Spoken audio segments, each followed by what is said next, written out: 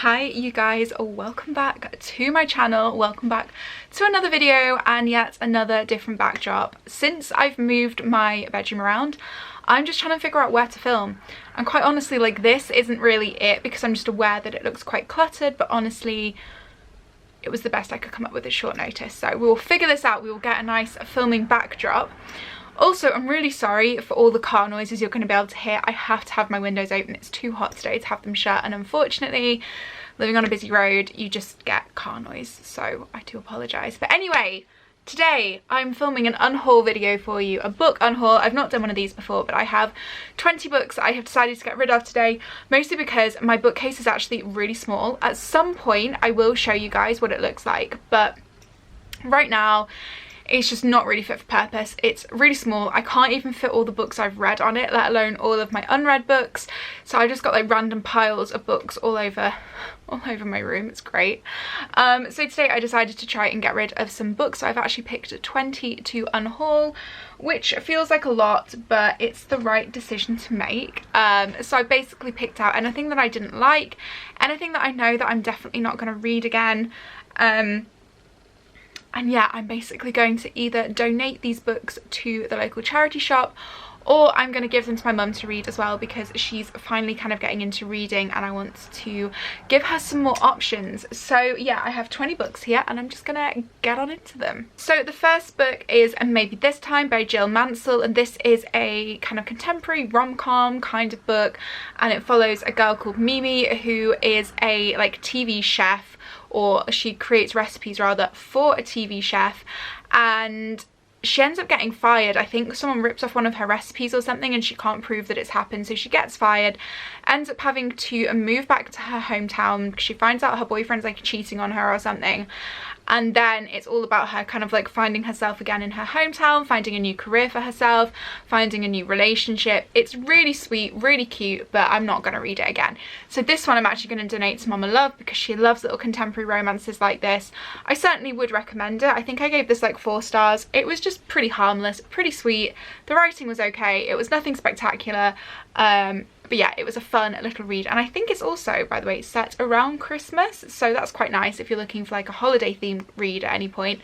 This is a good one to go for. Next up we have Where the Crawdads Sing by Delia Owens. So I actually really love this book. I read it as part of the book club that me and my friends have, and I think this was the pick for, what month are we? We're in June.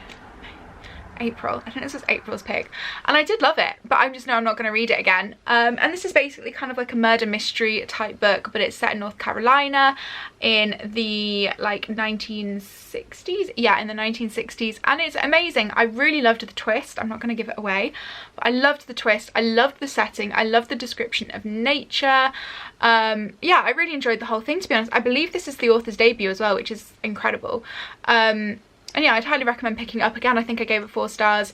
I'm just not going to read it again, so there's no point in me hanging on to it. Okay, this one was kind of a huge disappointment for me, really. And this is The Fifth Season by N.K. Jemisin. I was expecting this to be brilliant, especially because of all the awards that it's won. I think I overhyped it in my head, and then it just really didn't live up to expectations. I spent most of the book kind of a little bit bored, kind of not really knowing what was going on, and I've just got zero desire to finish the rest of the trilogy. So I'm going to get rid of it, and hopefully somebody else will enjoy it more. I think it just wasn't the fantasy for me, which is a real shame, but yeah, just not what I was expecting, I guess. So this book isn't actually mine, this is my mum's. It's been on my shelf for a couple of weeks now. This is Crudo by Olivia Laing. Only just giving it back to my mum, so it's not really an unhaul, but I'm including it in this video. This is a cute little novella, and I actually, oh no, I can remember what this was about. I'd almost forgotten. It's like a weird kind of like satirical commentary on modern life, as told by a character called Kathy, who the reviewers of this book seem to believe is kind of modelled off of Kathy Acker. Is it Acker? Yeah, Kathy Acker. And it's also kind of like semi-autobiographical for the author, I think, as well. It was okay. I didn't really rate it. Like, it was alright. It just wasn't kind of like the genius work of fiction that everyone kind of makes it out to be in the reviews. So yeah, I mean, it was alright. I like the cover. It's a very like summer contemporary cover, but just not the book I was expecting, basically. Then we have Harrow Lake by Kat Ellis.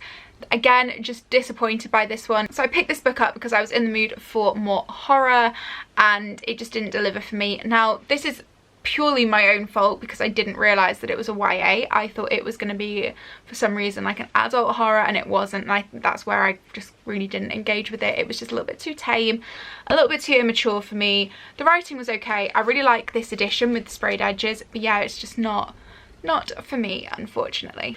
I realised I didn't give any actual synopsis as to what this one's about.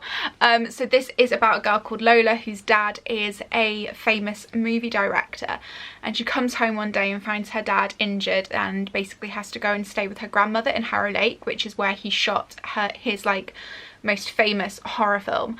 And basically Harrow Lake is kind of like stuck in the past, like no one's really moved on from the movie, and even before the movie it was still kind of like one of those towns that basically looks like it stepped out of like the 1800s or something.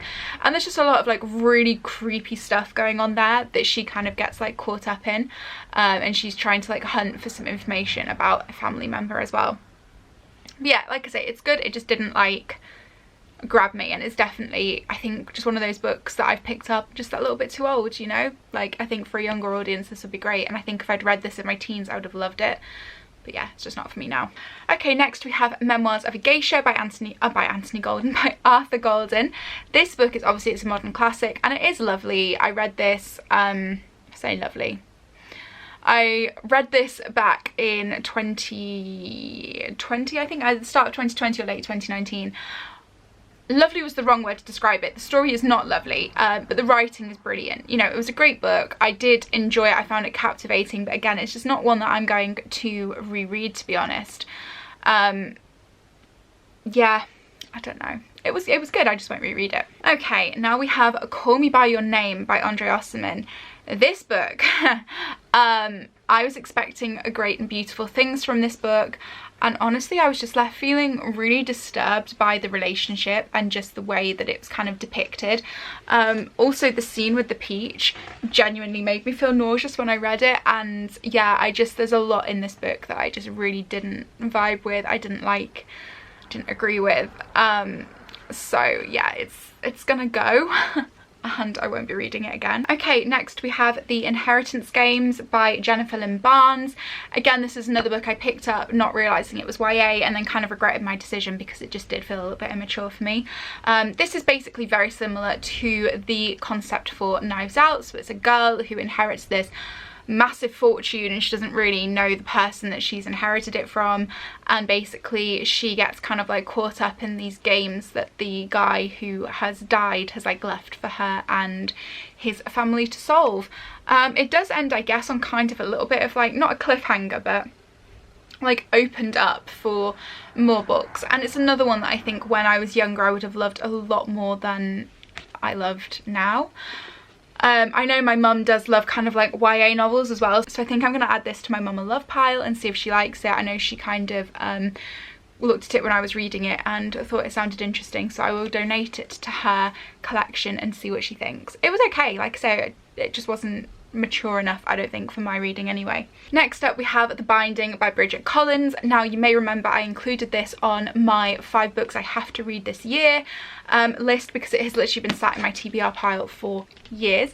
Now I'm very pleased to announce that I did actually read it a few months ago, and I think I rated it like 3 stars, and I almost want to revise that a little bit because it's actually stuck in my head quite a lot since I finished it, which is interesting because I really wasn't expecting that. So I still didn't really like enjoy it, but the relationship that's in it is definitely stuck in my head anyway, and I thought the concept was really interesting. So this follows the story of Emmett, who has been really ill, and it's never really kind of like explained why he's ill at the beginning, but he's been super sick and he's no longer well enough to work on his father's farm, so he gets sent away to become a binder. And binders are kind of like not particularly trusted in this world because what they do is kind of a little bit magical, and they essentially can erase your memories and store them in a book. So it's great obviously for when people have had like a really traumatic experience or have gone through something that they just want to forget, but equally it can obviously be used for nefarious purposes as well, and then when someone's been bound they're never quite the same as they were before. So anyway, it follows Emmett's story as he becomes a binder, and it also has like a great cast of characters that are kind of drawn in. So you've got like a villain, you've got this guy called Lucian, who is a very interesting character, and yeah, it's great, and it follows Lucian's perspective, Emmett's perspective, and then like the perspective of Emmett's past as well, so you kind of learn everything as it kind of comes to this big like climactic end. And yeah, you know what, I think I was a little bit harsh on my initial rating, because it actually probably did deserve a higher rating than I gave it in the end. I just wasn't like massively engaged at the beginning, but the more I think on the story, the more I did enjoy it. So yeah, but I won't be rereading it, which is why I'm getting rid of it. But can we also just take a moment, because it is the most beautiful book I think I own ever. Like, it's gorgeous. Next, we have a really recent read. This is Song of Achilles by Madeline Miller, and I know so many people are probably going to watch this and be like, oh my god, why are you getting rid of it? And I will tell you why I'm getting rid of it. Just because I know I won't read it again. It's as simple as that. It was sweet, and it was an interesting read, but for me it was too character driven rather than plot driven, and I just didn't emotionally connect. So I think I'm actually going to give this to my friend to read first, and then when she gives it back to me, I'll probably donate it to charity, I think.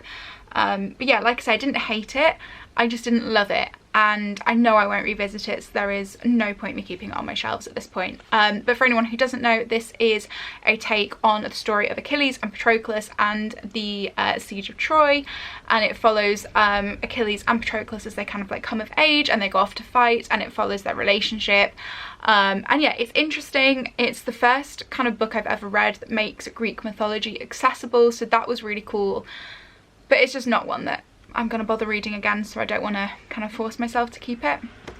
This is an interesting one.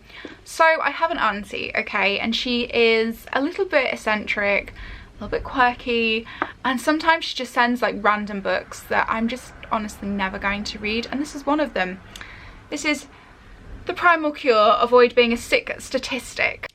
So this is one of those books where she really did mean well, and I know that she wanted me to read it and get a lot of value out of it, but this just really isn't my thing. It's such a negative take on kind of like people's health and stuff at the moment, and she does try and like push alternative medicine and alternative therapies on you, and I'm just like, I respectfully don't necessarily vibe with what she likes and what she thinks, so I just didn't really want to read this. And she actually gifted the same thing to my mum as well. My mum's refused to read it too, so I just want to get rid of it because there's literally no point in me even having it take up space on my shelves, you know. Next we have Permission by Saskia Vogel. This is a short little kind of, I think it's like, yeah, I guess it would count as maybe a sapphic romance, and this is about a woman called Echo, who is an actress. She's living in LA, and she kind of finds herself in a I wouldn't necessarily say like a BDSM relationship with a woman, but she basically finds herself in a kind of a romantic relationship with the dominatrix, and it was really interesting. I actually did quite enjoy it, but yeah, I won't be reading it again just because I don't want to reread it. But how pretty is the cover? Like, it's actually beautiful. This book was objectively awful.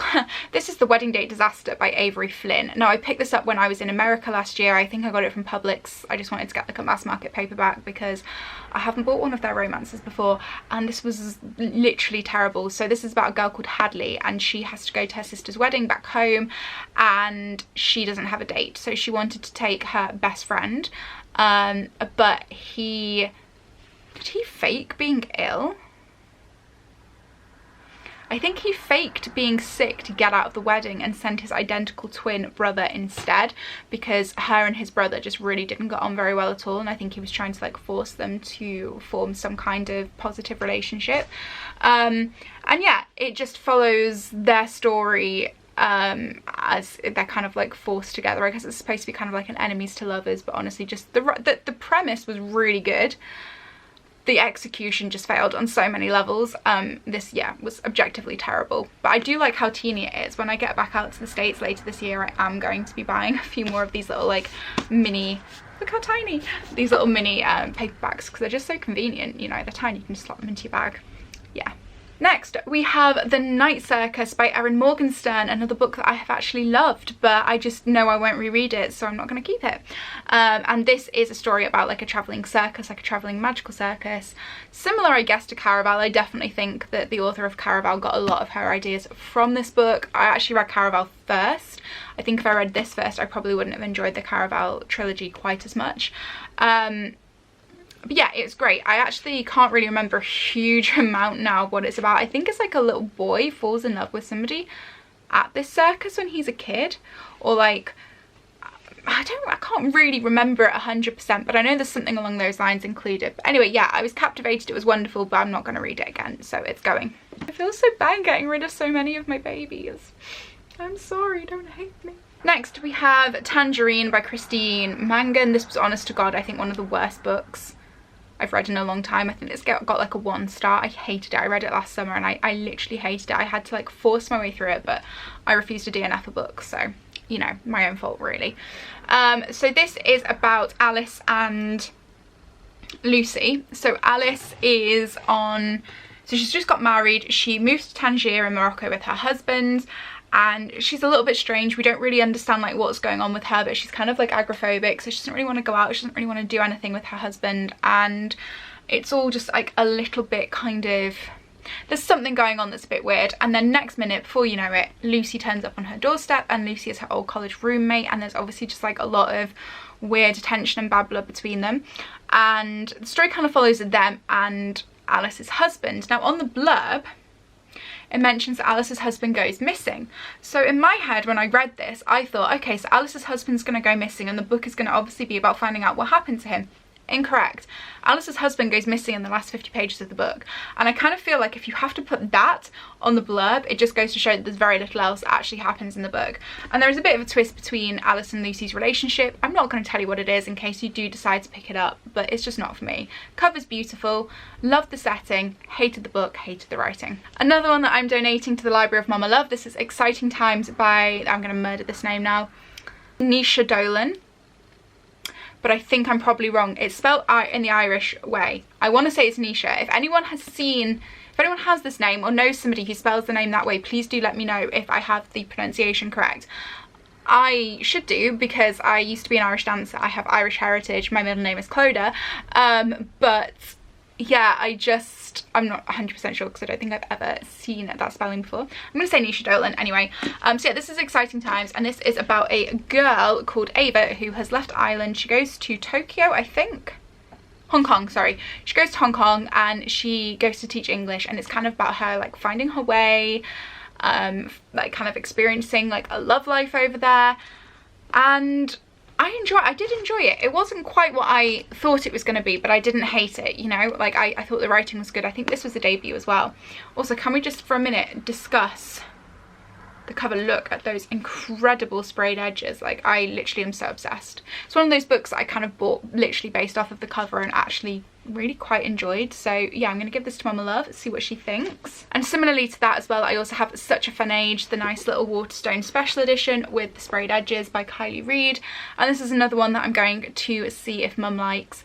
I loved this book, but I'm just not going to read it again. So this is about Amira. She is a black girl who is a babysitter for a white couple, and basically she takes their little girl to the supermarket one night because the kid loves looking at, is that like coffee or something? It just likes looking at, I don't know. Anyway, and an annoying Karen in the supermarket basically thinks that Amira has stolen the little girl, and it's awful, obviously, and there's like a whole lot of coverage over it. So basically the security guard comes to kind of take the kid off Amira, so Amira has to ring the dad and be like, the kid's like, I'm babysitting, and he has to come and say it's all okay.